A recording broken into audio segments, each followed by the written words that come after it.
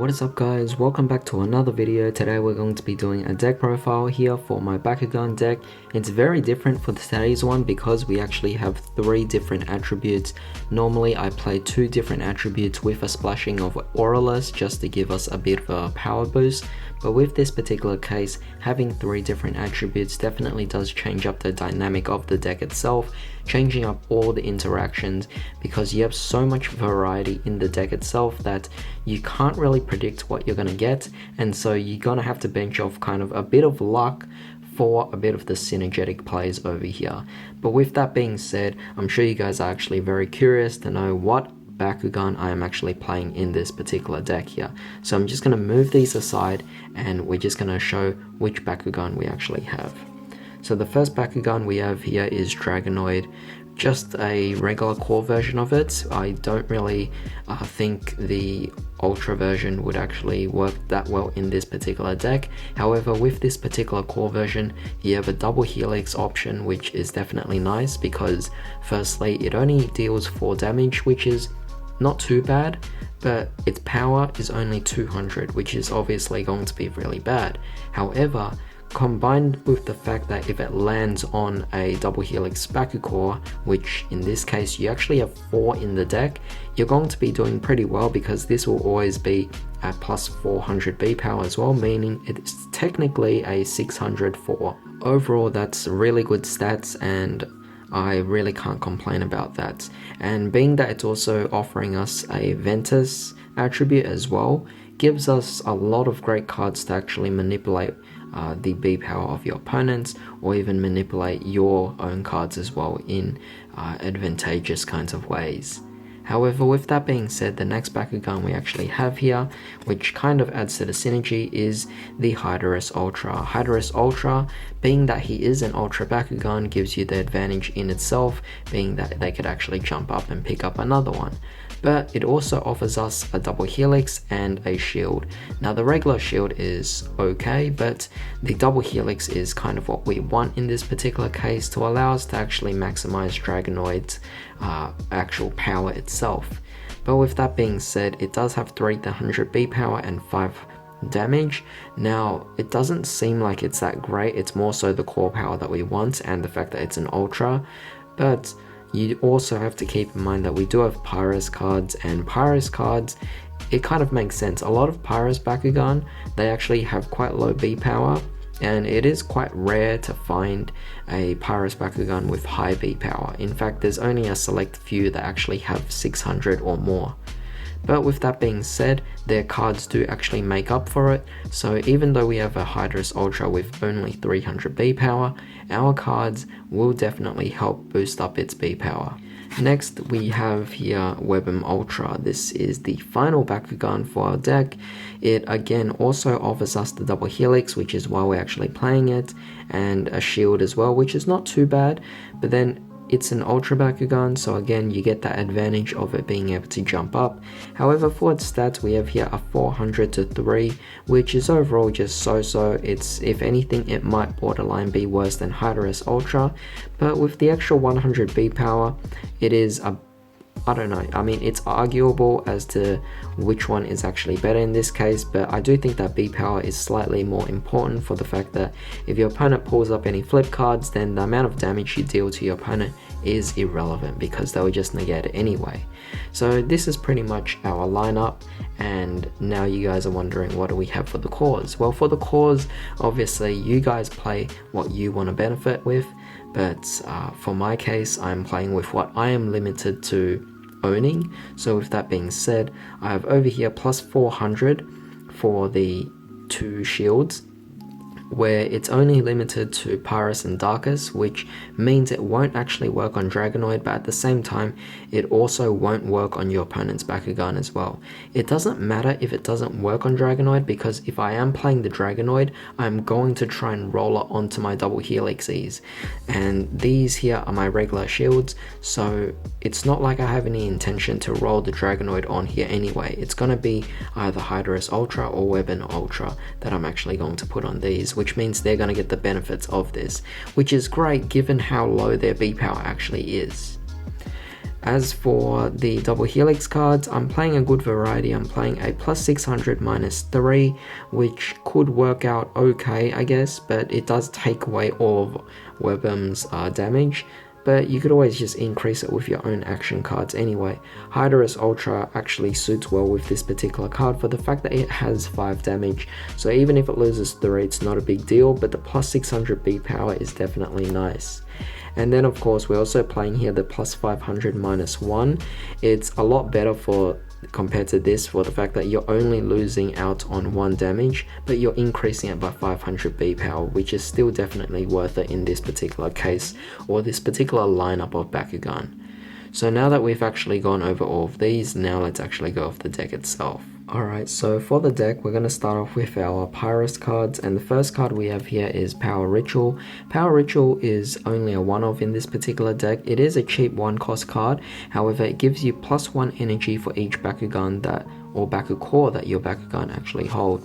So it is very specific, which is why I only play one of these, because you're most likely going to be using it once in the mid game or maybe late game, and as a result there's no need to play multiples of this, because even if I draw it in the mid to late game, it would still be more appropriate during that time to play this anyway, given that by then you might already have more Bakukores, and so that would be great. Next, we're playing 2 copies here of Sifting Ashes. Very nice card, cheap, and it allows you to draw 2 cards and discard 2 cards.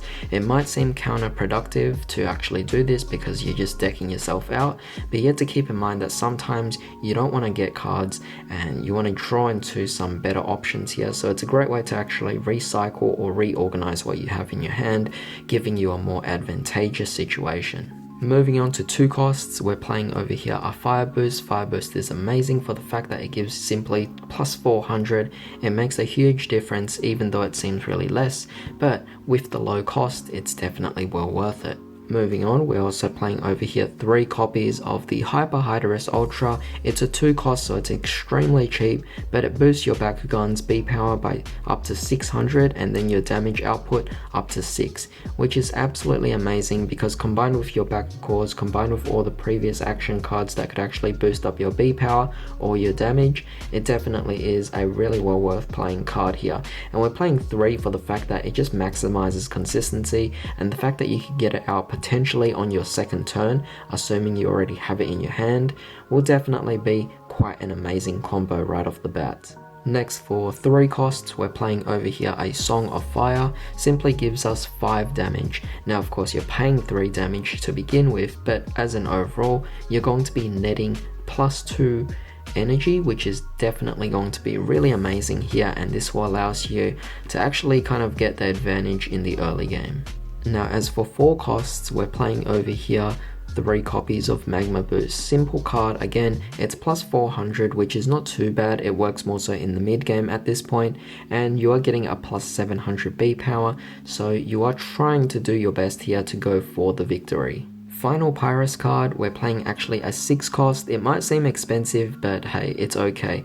Either way, if we draw it in early, we use it as energy anyway, but if we draw it in the mid to late game, then we have a 6 cost, which is quite possible, but you get a 700 B power, 7 damage, but as a victor, you could also destroy an enemy energy card, which means you could actually potentially delay your opponent, which is absolutely amazing. So I do love this card for what it is, but I play 1 copy for the fact that majority of the time it can be a dead card in your hand.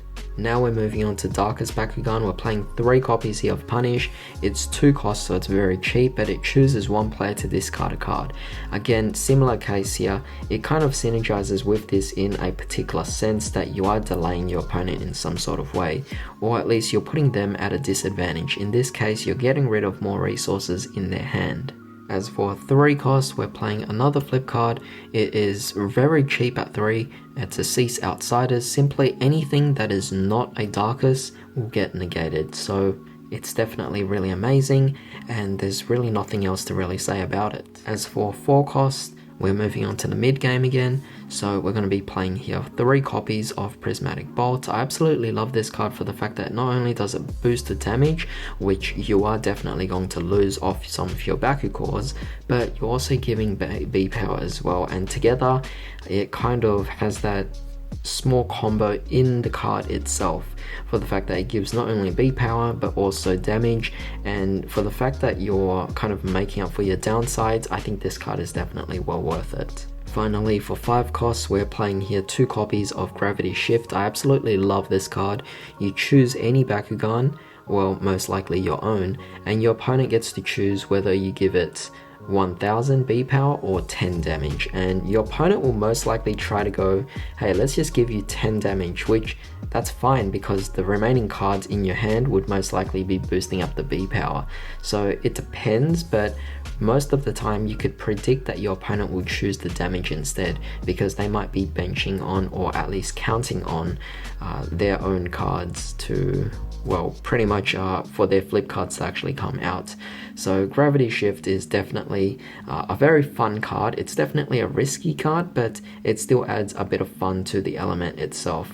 If your opponent actually chooses the plus 1000 B power, that would be surprising, but hey, it just means that you're guaranteeing the actual victory for that round. Alright, so now let's actually move on to Ventus. Ventus, we're playing 2 copies here of Photosynthesis. Simply, you energize this card for 2 damage.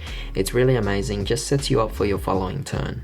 Moving on, we're playing 3 copies here of the Piercing Scream, minus 400 B power onto your opponent's Bakugan. Definitely really nice, and overall I can't really complain about this card for how cheap it is. Next, we are playing 1 copy here of Hyper Dragonoid. Hyper Dragonoid is a very interesting card. Of course, I only have 1 copy. If I actually had more copies of this, I'll definitely play 3 of them because it's a 3 cost. It's extremely cheap and it gives 400 B power and 6 damage, which is absolutely amazing. And if you land on a double helix, you get plus 400 B power on top of that as well. And as a victor, you also get to draw a card. I think this is one of the best Evos out there, and the fact that yes, your core Bakugan is going to be quite awful in terms of stats, but for an Evo, this is absolutely amazing. So yeah, I really like this card, and I wish I could actually play more copies if I actually own more copies. As for 3 costs, we're going to be playing here 3 copies of Deafening Roar, minus 600 B power onto your opponent's Bakugan. So although this is actually a 3 cost, it's still a relatively cheap card. I consider 1 cost, 2 costs on 3 cost cards part of the early game, so to minus 600 from your opponent's Bakugan will definitely be quite an advantage in this particular situation. Next, we're playing 2 copies here of Mulch. It's 4 costs, which is okay because mid-game is still quite possible and happens quite often. You basically get to energize the top card of your deck uncharged, and then you return this card to your hand as well.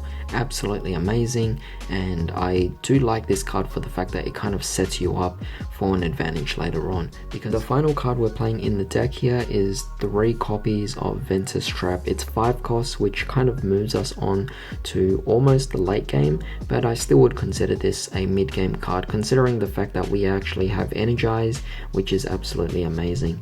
So with that being said, this gives minus 500 B power to an enemy Bakugan and plus 10 damage to one of your own Bakugan, which is amazing for the fact that it pretty much can be finishes in certain games. I'm surprised to actually see that the opponent these days are actually playing less and less copies of flip cards in their decks, and even though they are playing flip cards, they're playing cards like Exhilarate, they're playing cards like I don't know, like just cards that simply don't stop or negate damage, which is quite amazing. And I'm thinking let's just go the reverse thinking in this particular situation, and let's just dish out as much damage as possible. And Ventus Trap is almost as if it's a final card, a final boss card that I use to finish off the opponent. However, that pretty much concludes it for this particular deck profile, so I do hope you guys enjoyed this. If you did, then definitely drop a like and also share this video for anyone who might be interested. Don't forget to subscribe for more videos just like this, and don't forget to also comment down below your different suggestions and how you build your own deck as well. But I hope this all gives you guys an idea on how to build your own version of this particular deck where we mix in 3 different attributes. However, with that being said, I hope you all have a great day. I'll see you next time.